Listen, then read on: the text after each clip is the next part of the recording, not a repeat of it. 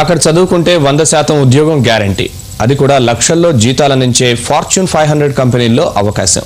అందుకే IAS, IPS లాంటి civil సర్వీసుల్లో ఉన్నవారు సైతం తమ ఉద్యోగాల కన్నా అక్కడ చదువుకోవడానికే ప్రాధాన్యత ఇస్తూ ఉంటారు. ఇది ప్రపంచంలోని బిజినెస్ స్కూళ్లలో టాప్ 20 స్థానాన్ని దక్కించుకున్న ఇండియన్ స్కూల్ ఆఫ్ బిజినెస్ ప్రత్యేకత. అతి తక్కువ కాలంలోనే ఇంతటి ఘనకీర్తిని సాధించిన ఐఎస్బీలో ఏటికేడాది మన తెలుగువారి ప్రాతినిధ్యము పెరుగుతోంది.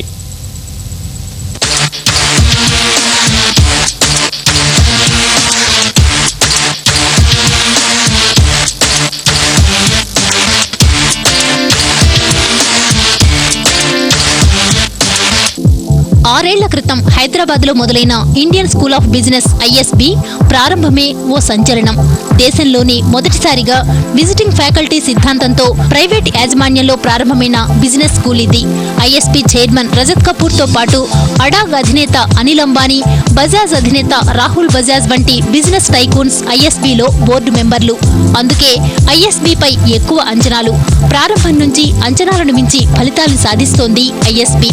వివిధ రంగాల నుంచి ఇక్కడికి వచ్చేవారు సహ విద్యార్థుల అనుభవాలతో ఎంతో కొత్త విషయాలు నేర్చుకుంటారు. వీరిలో బహుళజాతి కంపెనీ వైస్ ప్రెసిడెంట్ స్థాయి ఉద్యోగాలు చేసిన వారు కొందరైతే పరిశోధనా రంగంలో విశేషానుభవం సంపాదించిన వారు మరికొందరు.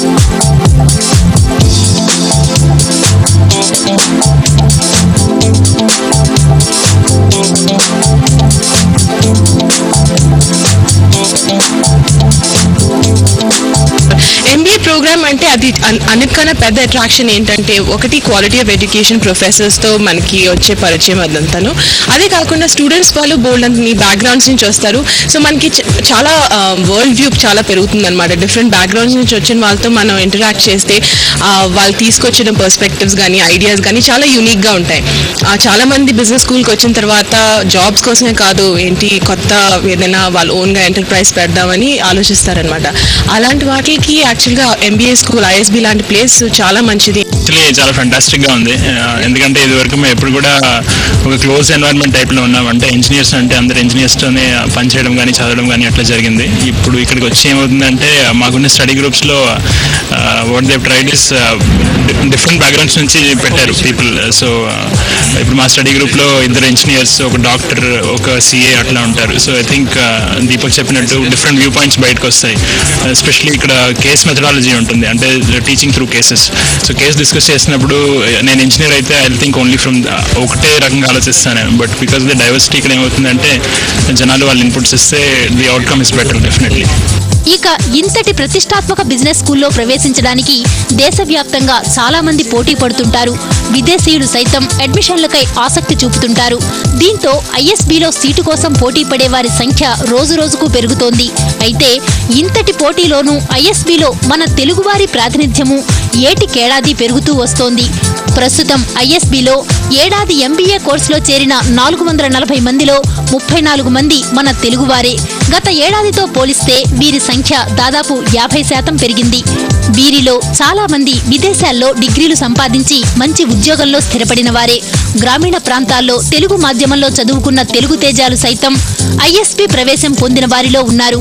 సరైన ప్రణాళికతో ముందుకెళితే ఎవరైనా ఐఎస్బి సీటు సంపాదించుకోవచ్చని వీరంటున్నారు. ఎగ్జాంపుల్ గా నేను తెలుగు మీడియంలో చదివాను 10th క్లాస్ వరకు. ఆ తర్వాత ఇంటర్మీడియట్ నుంచి ఇంగ్లీష్ మీడియం చదివాను. ఏ మీడియంలో చదివాను దానికంటే క్వాలిటీ ఆఫ్ ఎడ్యుకేషన్ ఎక్కువ ఇంపార్టెంట్. అండ్ మీరు బిజినెస్ గురించి మీ యొక్క దృక్పథం, మళ్ళీ మీ యొక్క ఐడియాస్, ఎప్పుడు మీరు బిజినెస్ న్యూస్ గురించి ఎలా తెలుసుకుంటున్నారు, అవన్నీ ఎక్కువ పాత్ర పోషిస్తాయి రదర్ దెన్ ఏ మీడియంలో చదివానే దానికంటే. అండ్ మీరు ఎక్కడైనా వేరే ఇండస్ట్రీస్లో పనిచేసినప్పుడు ఆ ఇండస్ట్రీలో యొక్క కల్చర్ వ్యూ, ఇంటరాక్ట్ విత్ మీరు వేరే కంట్రీస్ నుంచి వచ్చిన వాళ్ళు, వేరే రాష్ట్రాల నుంచి వచ్చిన వాళ్ళతో ఇంటరాక్ట్ అయిన తర్వాత ఆ ఎక్స్పీరియన్స్ కూడా పనిచేస్తుంది. సో ఏ మీడియంలో చదివామన్నది ఎక్కువ పాత్ర పోషిస్తుందని నేను అనుకోవట్లేదు. చాలా మంది ఐఎస్బిలో చదువుకోవడం జీవితంలో తాము పెట్టిన అత్యద్భుతమైన పెట్టుబడిగా చెబుతుంటారు. దీనికి ప్రత్యేక కారణాలు లేకపోలేదు. ఐఎస్బిలో ఏడాది ఎంబీఏ కోర్సు పూర్తి చేయడానికి దాదాపు 25 లక్షల రూపాయల వరకు ఖర్చు చేయాల్సి ఉంటుంది. దీనికి తోడు చాలా మంది తమ ఉద్యోగాలను వదులుకుని ఇక్కడికి వస్తుంటారు.